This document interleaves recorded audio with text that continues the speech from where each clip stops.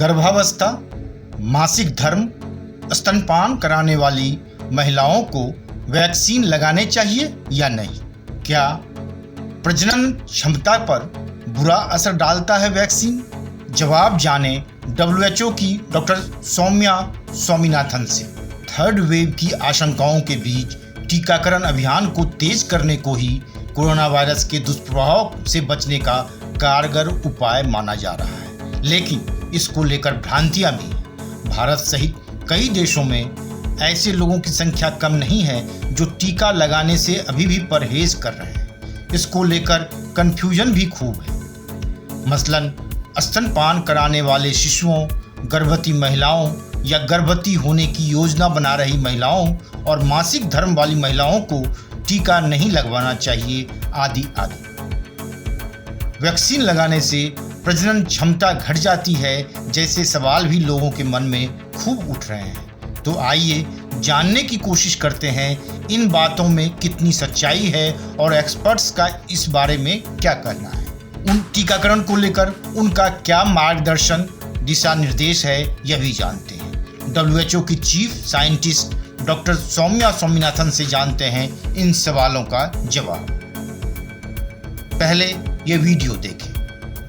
Should women who are breastfeeding infants get vaccinated? How about women who are pregnant or planning to get pregnant, or women who are menstruating?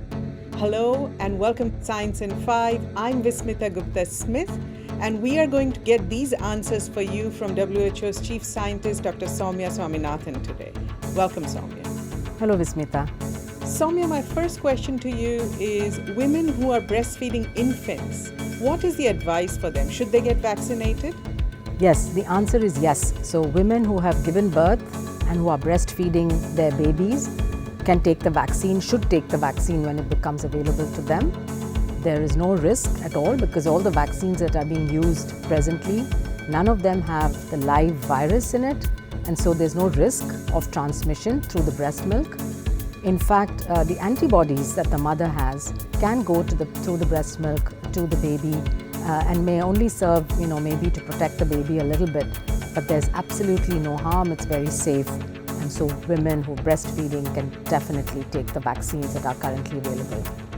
Soumya, what about women who are pregnant or are planning to get pregnant?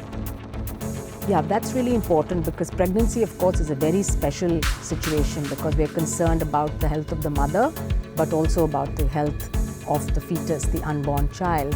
And so any drug or vaccine that is administered during pregnancy, we always take special care to make sure that there is no potential safety concern or any adverse event. In the case of COVID, we know that pregnant women are at higher risk of getting severe COVID and also at higher risk of delivering a baby prematurely. So in situations where there is a lot of COVID transmission in the country and the woman is exposed to it, or if she's in a profession like a healthcare worker or a frontline worker where she's at especially high risk of acquiring the infection, the benefits of getting the vaccine definitely outweigh the risks, particularly since the platforms that we used currently for vaccines are the mRNA platform, inactivated viruses, or the viral vectored platforms or subunit proteins. None of them have a live virus that can multiply within the body and that could potentially create a problem. So I think it's important that pregnant women in every country be explained the benefits versus the risks and be offered the vaccine if they would like to take it, and it's probably the right thing to do in many situations, as I said, where the pregnant woman is at higher risk of getting the infection and where the vaccines would bring more benefits. Soumya, should women get vaccinated when they are menstruating? So there is nothing scientifically to really come in the way of a menstruating woman taking the vaccine, apart from the fact that she may feel a bit tired.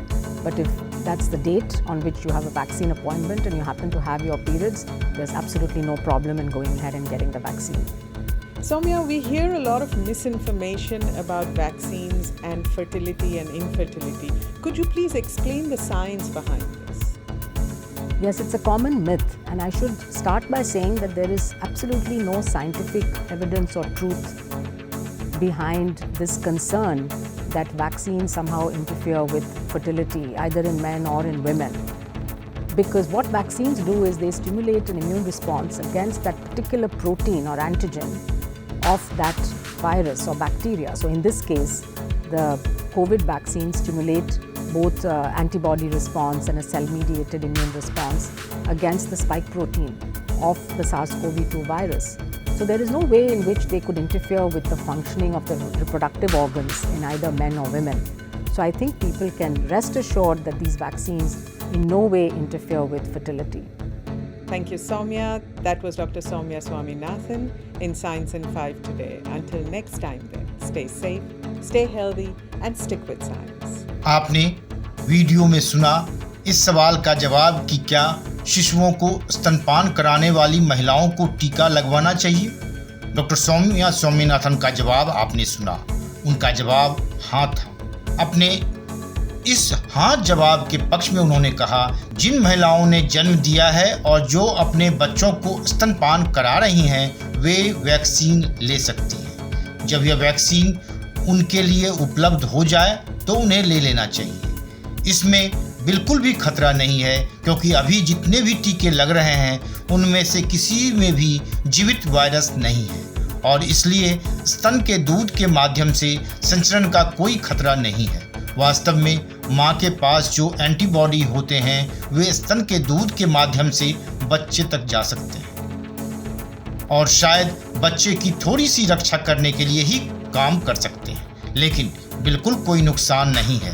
यह बहुत सुरक्षित है और इसलिए स्तनपान कराने वाली महिलाएं निश्चित रूप से वर्तमान में उपलब्ध टीकों को ले सकती हैं। डॉक्टर स्वामीनाथन के इस सवाल का जवाब भी आपने सुना, जिसमें उनसे पूछा गया था कि टीका के बारे में उन महिलाओं के बारे में क्या जो गर्भवती हैं या गर्भवती होने की योजना बना रही हैं। इस सवाल के जवाब में उन्होंने कहा कि हाँ, यह वास्तव में महत्वपूर्ण है, क्योंकि गर्भावस्था निश्चित रूप से एक बहुत ही विशेष स्थिति है, क्योंकि हम माँ के स्वास्थ्य के बारे में चिंतित रहते हैं, लेकिन साथ ही भ्रूण अजन्मे बच्चे के स्वास्थ्य के बारे में भी चिंता होती है। कोविड के मामले में हम जानते हैं कि गर्भवती महिलाओं को गंभीर कोविड होने का खतरा अधिक होता है और समय से पहले बच्चे को जन्म देने का भी अधिक जोखिम होता है। इसलिए उन स्थितियों में जहां देश में बहुत अधिक कोविड संचरण है और एक महिला इसके संपर्क में है, या यदि वह एक स्वास्थ्य देखभाल कार्यकर्ता या एक फ्रंटलाइन कार्यकर्ता जैसे पेशे में है जहां उसे संक्रमण होने का विशेष रूप से उच्च जोखिम है, वैक्सीन प्राप्त करने के लाभ निश्चित रूप से जोखिमों से अधिक है। विशेष रूप से चूंकि टीके के लिए हमने वर्तमान में जिन प्लेटफॉर्म का उपयोग किया है वे mRNA प्लेटफॉर्म, निष्क्रिय वायरस या वायरल वेक्टर प्लेटफॉर्म या सब यूनिट प्रोटीन है।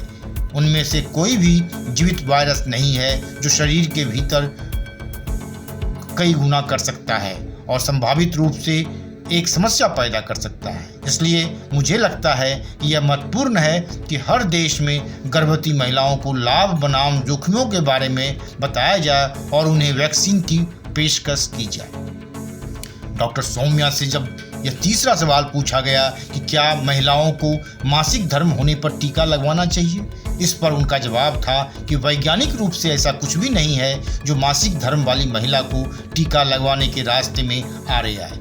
इस तथ्य के अलावा कि आप जानते हैं वह थोड़ी थकान महसूस कर सकती है, लेकिन अगर वह तारीख है जिस पर आपकी टीका नियुक्ति है और आप यदि आपके पीरियड्स हैं तो आगे बढ़कर टीका लगवाने में कोई समस्या नहीं है। डॉक्टर सौम्या स्वामीनाथन से जब यह अहम सवाल पूछा गया कि टीकों से प्रजनन क्षमता और बांझपन के बारे में बहुत सारी गलत सूचनाएं सुनने को मिल रही हैं, इस पर आपका क्या कहना है। इस सवाल के जवाब में उन्होंने कहा कि हाँ, यह एक आम मिथक है और मुझे यह कहकर शुरू करना चाहिए कि इस चिंता के पीछे कोई वैज्ञानिक प्रमाण या सच्चाई नहीं है कि टीके किसी भी तरह से प्रजनन क्षमता में हस्तक्षेप करते हैं, या तो पुरुषों में या महिलाओं में, क्योंकि टीके क्या करते हैं वे उस विशेष प्रोटीन या एंटीजन के खिलाफ प्रतिरक्षा प्रतिक्रिया को उत्तेजित करते हैं। वायरस या बैक्टीरिया तो इस मामले में कन्फ्यूजन नहीं होने की ज़रूरत है। ऐसा कोई तरीका नहीं है जिससे वैक्सीन पुरुषों या महिलाओं में प्रजनन अंगों के कामकाज में हस्तक्षेप कर सके। इसलिए मुझे लगता है कि लोग निश्चिंत हो सकते हैं कि ये टीके किसी भी तरह से प्रजनन क्षमता में हस्तक्षेप नहीं करते हैं। आपने सुन लिया WHO की chief scientist doctor Soumya Swaminathan का जवाब। उम्मीद है वैक्सीन को लेकर उठ रहे सवालों से आप सभी का कन्फ्यूजन दूर हो गया होगा। इसलिए अब आपसे गुजारिश है कि आपका नंबर जब भी वैक्सीन लगवाने के लिए आए बेहिचक बेझिझक लगवाएं। इससे लाभ ही लाभ है, नुकसान बिल्कुल भी नहीं है। धन्यवाद। अंत में फिर से वैक्सीन लगवाएं और खुद को रखें सुरक्षित कहते हुए आपसे विदा लेते हैं। Bureau report, one day matters.